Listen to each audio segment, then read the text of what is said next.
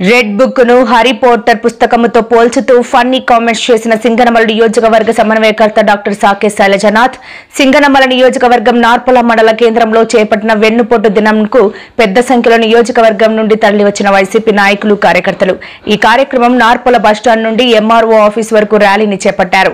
అనంతరం మండల ఎంఆర్ఓకి కూటమి ప్రభుత్వం చేపడుతున్న అరాచక పాలనపై మరియు పేద ప్రజలకు అందించాల్సిన సంక్షేమ పథకాలను వెంటనే అమలు చేయాలంటూ వినతి పత్రం అందజేశారు. ఈ సందర్భంగా సింగనమల నియోజకవర్గం సమన్వయకర్త డాక్టర్ సాకే శైలజనాథ్ వెన్నుపోటు దినం ఉద్దేశించి మాట్లాడుతూ నారా లోకేష్ ఎన్నికల ముందు రాసుకున్న రెడ్ బుక్ ను హ్యారీ పాటర్ పుస్తకంతో పోలుస్తూ నీ రెడ్ బుక్ లో మంత్రాలేమన్నా రాసుకున్నావా, వాటిని చూసి మేం భయపడి ప్రసక్తే లేదంటూ నారా లోకేష్ కు చురకలంటించారు. మా జగన్మోహన్ రెడ్డి వల్లే పేద ప్రజలకు సంక్షేమ పథకాలు అందించండి, అంతేకాని రెడ్ బుక్ అంటూ ప్రజలను భయభ్రాంతులకు గురి చేయొద్దంటూ తండ్రి కొడుకులను తీవ్రస్థాయిలో విమర్శించారు. ఈ కార్యక్రమానికి పెద్ద ఎత్తున వైసీపీ నాయకులు కార్యకర్తలు తరలి వెళ్లారు.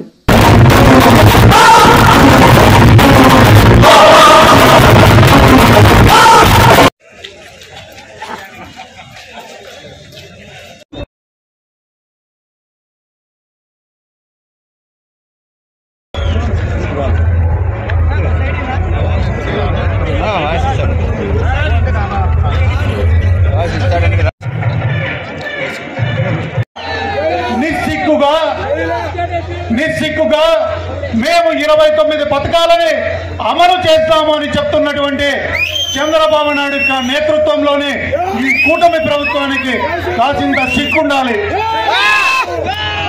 ఒకే ఒక్క పథకం అమలు చేస్తాను అని చెప్పినటువంటి ఒక పథకం ఏదైనా ఉంది అని అంటే ఆ పథకం కేవలం పెన్షన్లు పెంచడం మటుకే.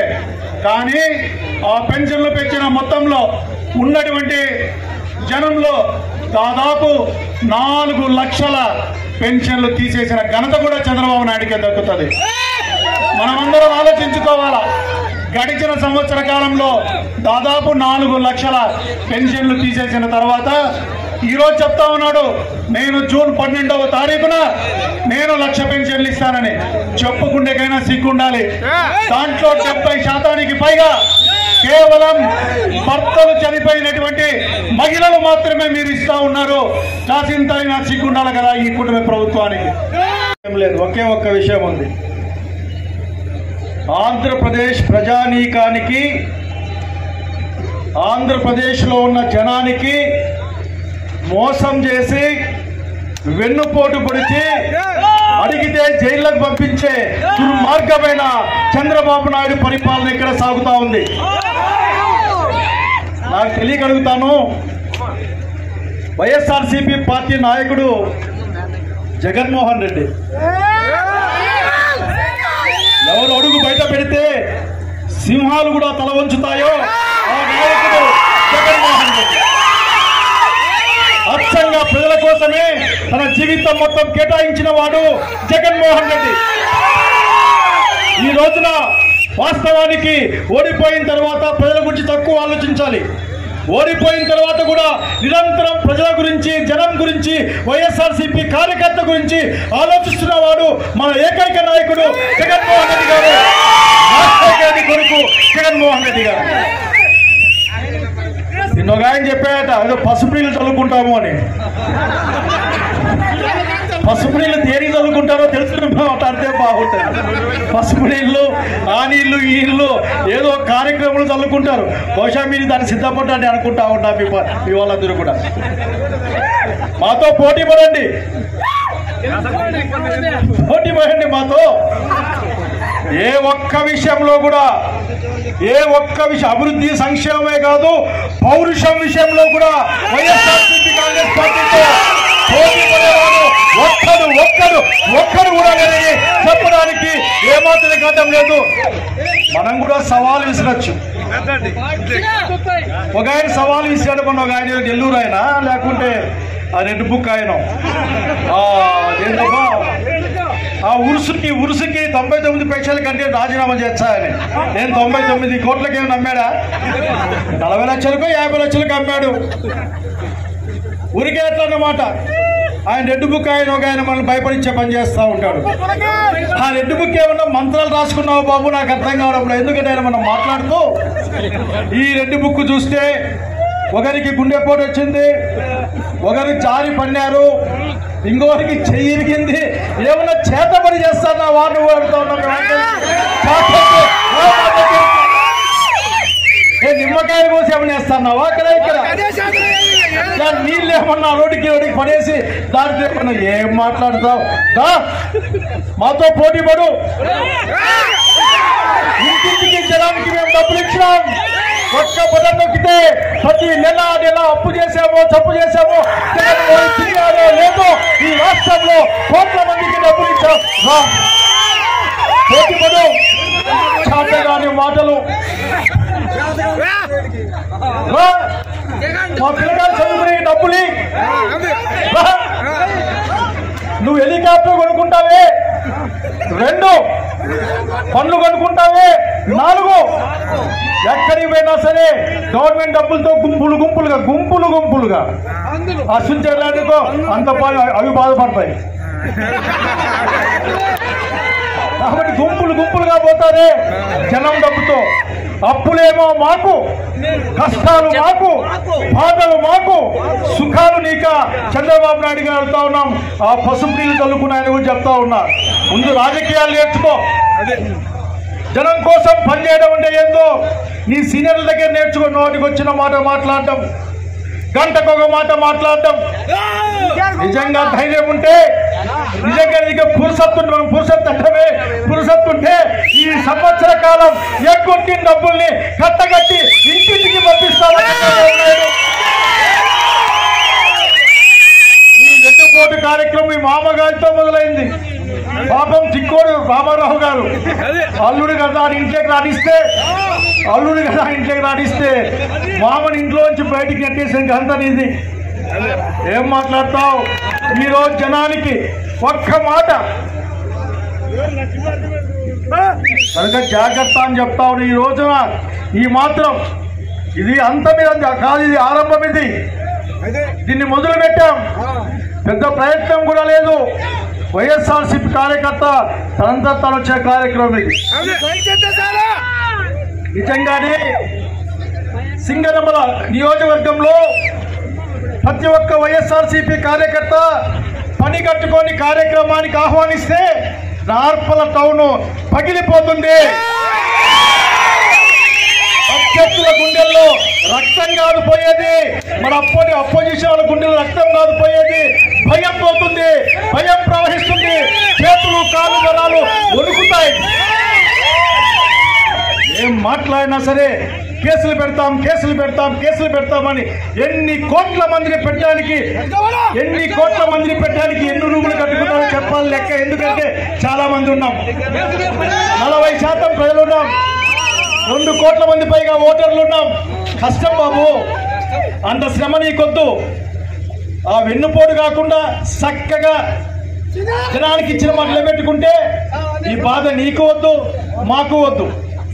నేను అన్ని ఆఫీసర్లు కూడా కోరుతా ఉన్నా. ఇప్పటికి దాదాపు 600 మంది చిన్న పెద్ద, 350 మంది పెద్ద ఈ పోలీస్ డిపార్ట్మెంట్ ఆఫీసర్లు విఆర్ లో ఉన్నారే. ఎప్పుడైనా చూసామా? ఏనాడైనా చూసామా? వైఎస్ఆర్సీపీకి పోలీసులు ఎక్కడ ఉంటారా? తెలుగుదేశం పార్టీకి పోలీసులు ఎక్కడ ఉంటారా? పోలీసులు అంతా ఒక్కటే కదా. ఎవరున్నా ఏం చేసినా సరే అధికారులు అందరి వాళ్ళు కదా. ఈ మాత్రం కామన్ సెన్స్ కూడా లేని పరిపాలన చూస్తా ఉన్నాం. ఈ రోజున అధికారులకు చెప్తా ఉన్నా, దయచేసి ప్రజాస్వామ్యబద్ధంగా రాజ్యాంగబద్ధంగా ప్రజలందరినీ ప్రేమగా చూసుకోమని కోరుతున్నా. గౌరవం ఆఫీసర్లు అంటే నేను ఉద్యోగం చేసిన, నేను డాక్టర్గా ఉద్యోగం 5 ఏళ్ళు చేసినా. నేను నాకు గుర్తుంది ఆఫీసర్ల సంగతి ఏదో. ఏ రాజకీయ నాయకుడు కూడా అత్యంత కష్టంలో పోలీసులు కానీ మిగతా అధికారులు కానీ లేక టీచర్లు కానీ పడితే కాపాడే వాళ్ళు ఎవరు ఉండరు. నా కోరిక ఒక్కటే, దీన్ని అత్యంత ప్రశాంతంగా ఉంచాము. ఈ మండలాన్ని కానీ ఈ కాన్స్టిట్యున్సీని కానీ 10 సంవత్సరాల క్రితం ఎలా ఉండేది ఆలోచించుకోండి ఒక్కసారి. ఎక్కడికక్కడ రాద్ధాంతాలు గలాట్లు ఉండేది. అన్నింటిపై ప్రశాంతంగా పెట్టాం. స్కూళ్ళు కట్టాం, బిల్డింగ్లు కట్టాం, రోడ్లు వేసాం, నీళ్లు తెచ్చాం. అడిగేది ఒకటే, భయపడిద్దామనే ప్రయత్నం మాత్రం చేయొద్దండి. పెద్దలారా, చంద్రబాబు నాయుడు అతనితో ఉన్న మిగతా సహచరులు చెప్తా ఉన్నా, భయపడిచ్చే ప్రయత్నం చేయొద్దని. ఎందుకంటే భయం అనేది మాకు తెలీదు. ఎవరు కూడా మాకు భయాన్ని నేర్పిలే.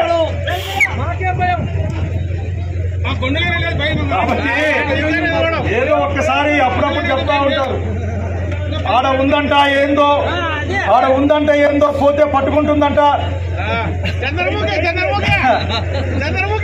చంద్రబాబు వాళ్ళకంతా భయపడం. మనం భయపడితే జనానికి భయపడతాం. ప్రజలకు పని చేయలేకపోతే సిగ్గుతో భయపడతాం. మనం అరే పని చేయలేకపోయినా.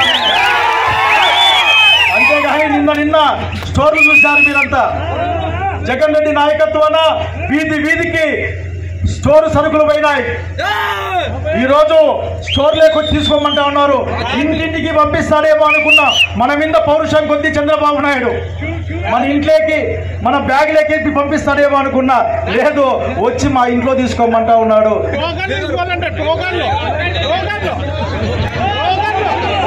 కనుక ఇది ఈ రోజున వెన్నుపోటు దినం.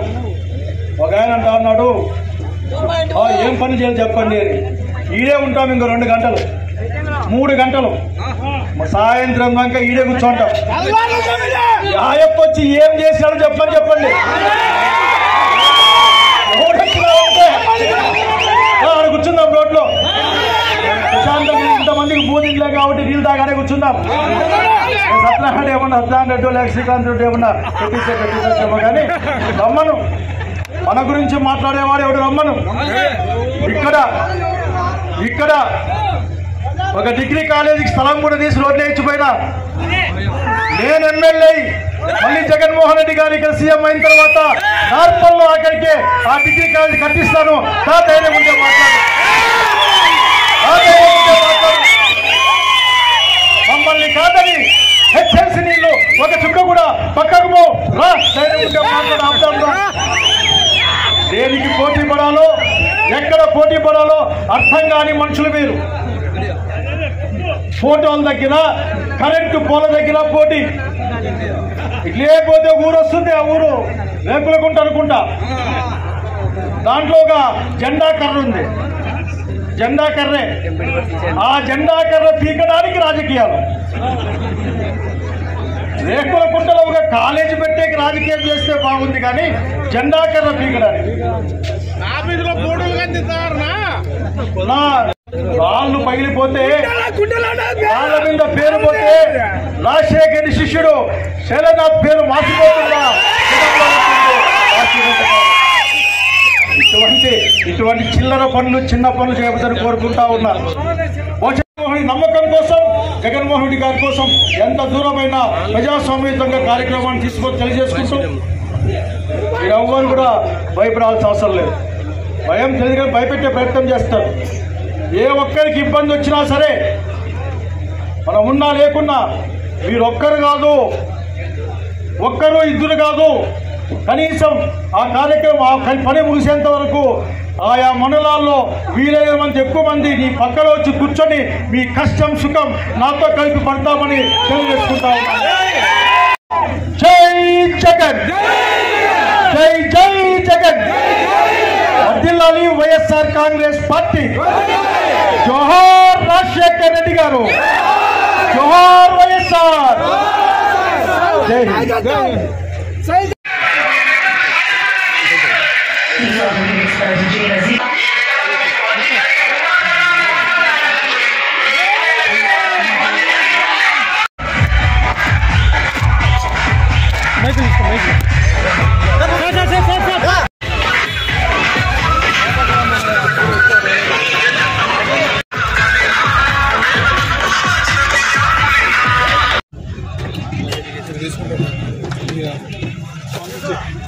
కాంగ్రెస్ ఫోటో తీద్దాం తిప్ప చక్రాలు తినేది అందరు తీసుకోవాలి, ఇచ్చే తీసుకోండి, అందరికంటే తీసుకోవాలి.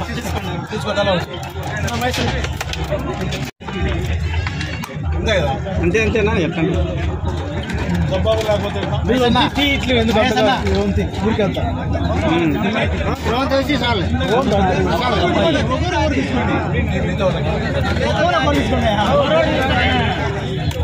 వాళ్ళకి నలిగిపోయినా